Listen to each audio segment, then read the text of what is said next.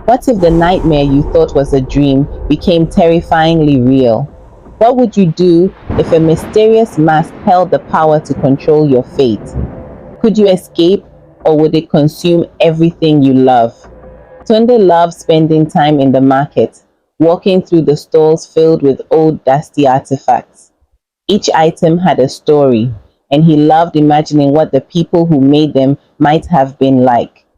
His favorite things to collect were masks, especially those carved from wood and painted in vibrant colors. His mother was, however, not pleased with this hobby. She was a superstitious woman, and to her, these masks were more than just decorations. You don't know where these masks come from, Tunde, she would say, frowning. Some of them carry spirits with them, evil spirits. But Tunde never believed her. He thought his mother was just being dramatic. She always had one story or another about how a mask possessed someone when she was young. But Tunde didn't care about her warnings. To him, they were just old tales from a superstitious past. Little did he know that one mask would change his life forever. One Saturday afternoon, Tunde found himself in a small hidden corner of the market he had never explored before. The air was thick with the scent of spices and incense. As he browsed the stalls, his eyes landed on a mask like no other. It was old, with deep carvings and faded paint, but there was something about it that drew him in. The stall owner, a quiet old man, watched him closely as he picked up the mask. "Careful with that one," the man said in a low voice. "It's not like the others." Tunde smiled and shrugged off the warning, eager to add it to his collection. He bought the mask and hurried home, excited to hang it on his bedroom wall. He had no idea that this simple purchase would soon turn his world upside down. That night, Tunde stared at the mask he had hung on his wall. The room was dark, except for the soft glow of his bedside lamp. The mask seemed to stare back at him, almost as if it was alive. Tunde shook his head, laughing at himself for being spooked. He turned off the light and crawled into bed. But in the middle of the night, something strange happened.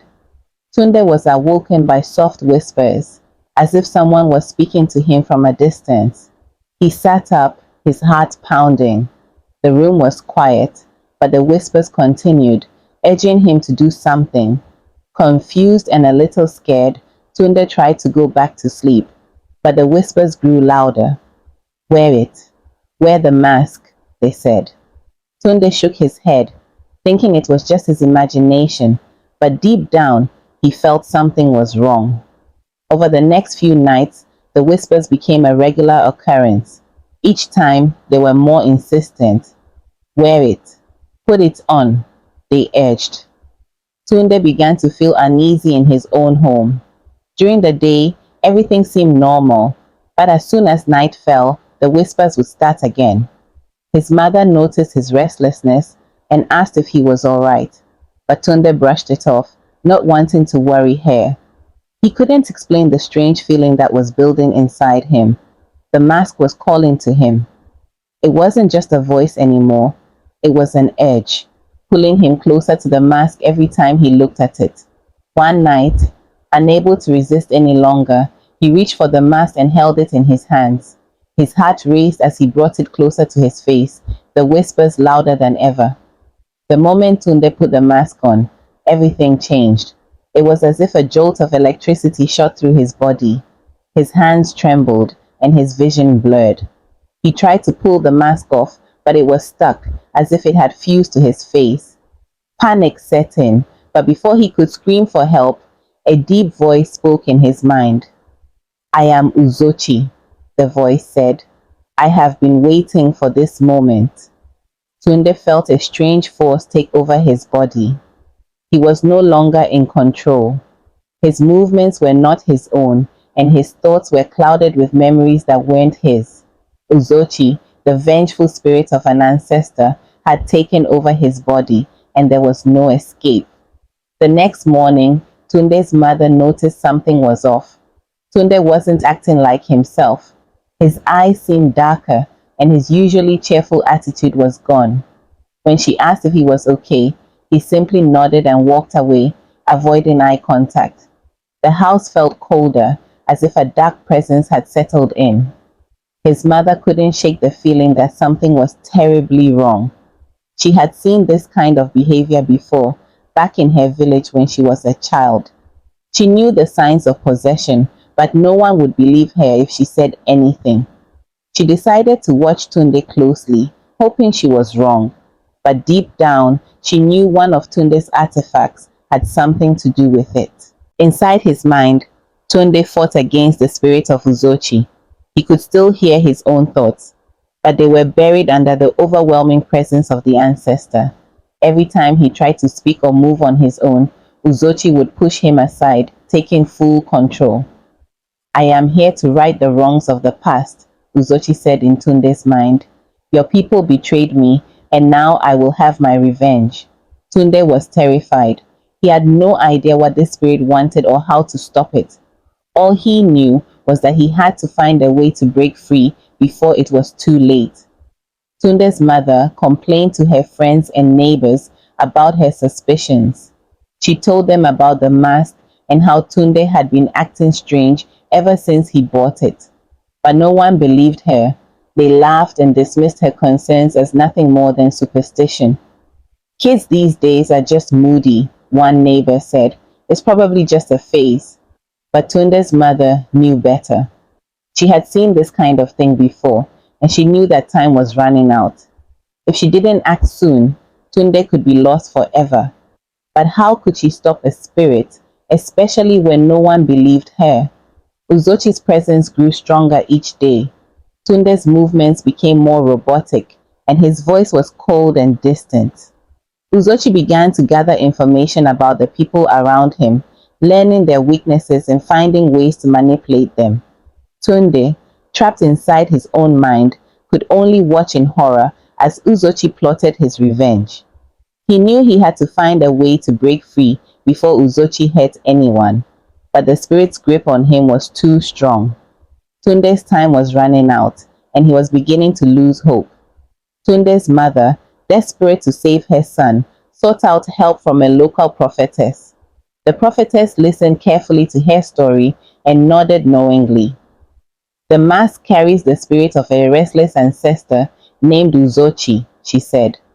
He has taken control of your son, and if we do not act soon and he completes his revenge, Tunde will be lost forever. The prophetess gave her instructions on how to break the spirit's hold, but it would not be easy.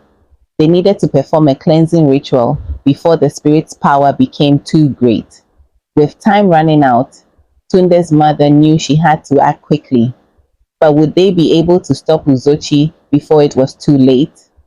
The prophetess explained that the ritual to free Tunde from Uzochi's spirit would not be a simple one. They needed to find the source of Uzochi's rage, something or someone from his past that would calm his vengeful spirit. It could be an unresolved wrong or a betrayal, the prophetess said. Until we know what that is, Uzochi's hold will only grow stronger.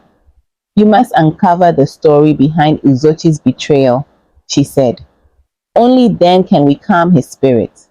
Tunde's mother nodded, determined to do whatever it took. But the clock was ticking. Every day, Uzochi grew more powerful, and Tunde seemed to fade further into the background.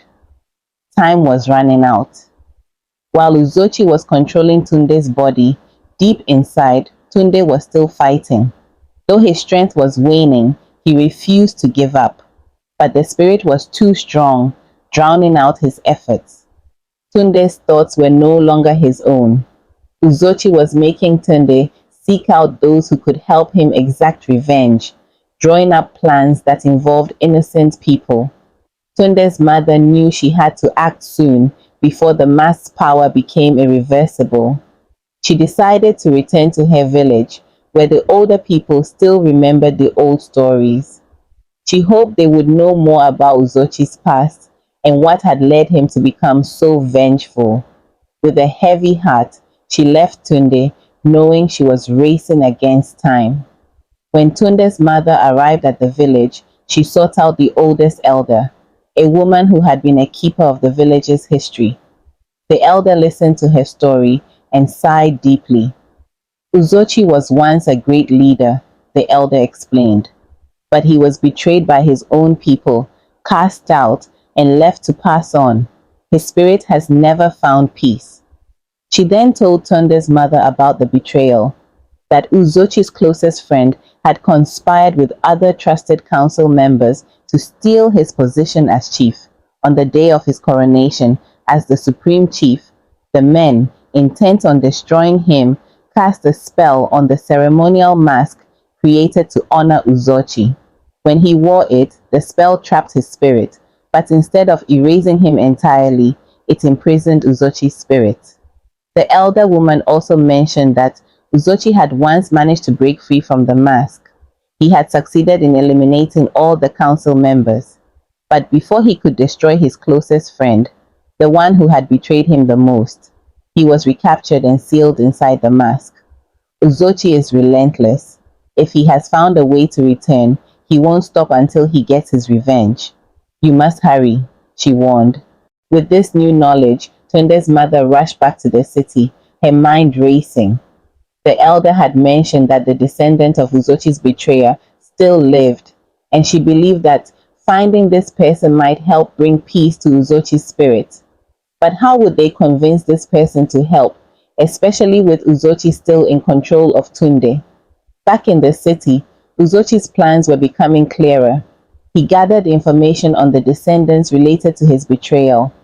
His ultimate goal was to take revenge on the descendants of the one who had wronged him the most. Tunde, deep inside his mind, realized what Uzochi intended, but he was powerless to stop it. He could only hope that his mother would find a way to intervene before Uzochi carried out his vengeance. The prophetess knew that the final ritual to free Tunde would be dangerous. It required confronting Uzochi's spirit directly, but that could only happen if they found the descendants he was searching for before Uzochi. She began gathering the necessary ingredients for the ritual: special herbs, sacred oils, and ancient chants passed down through generations. But even with all these preparations, there was no guarantee that they would succeed. The prophetess knew that Uzui's rage was powerful, and if things went wrong, it could mean the end for Tunde. After days of searching, Tunde's mother finally found the only remaining descendant of Uzochi's betrayer. His name was Obi, and he was a humble man, unaware of the history that connected him to Uzochi. When Tunde's mother explained the situation, Obi was shocked and skeptical.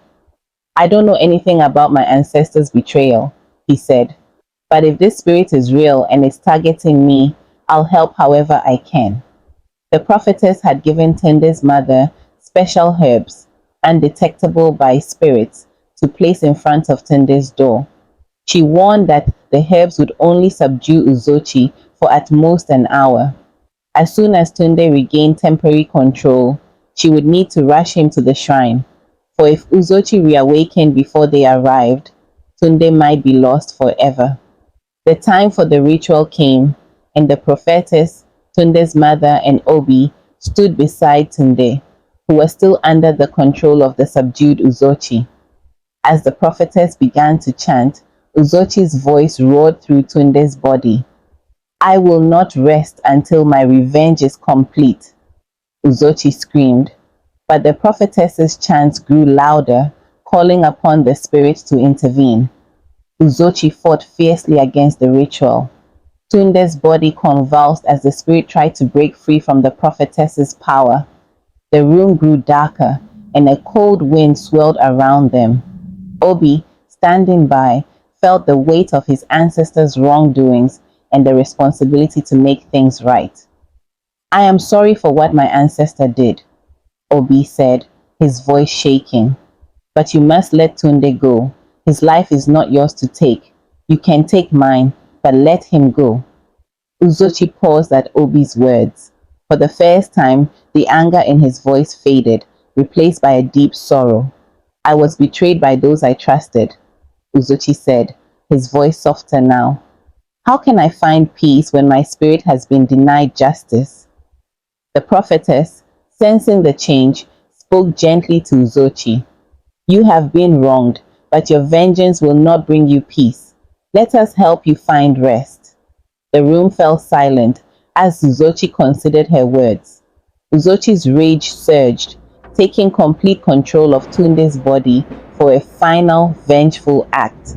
As Tunde, driven by Uzochi's fury, charged at Obi, Tunde's mother screamed.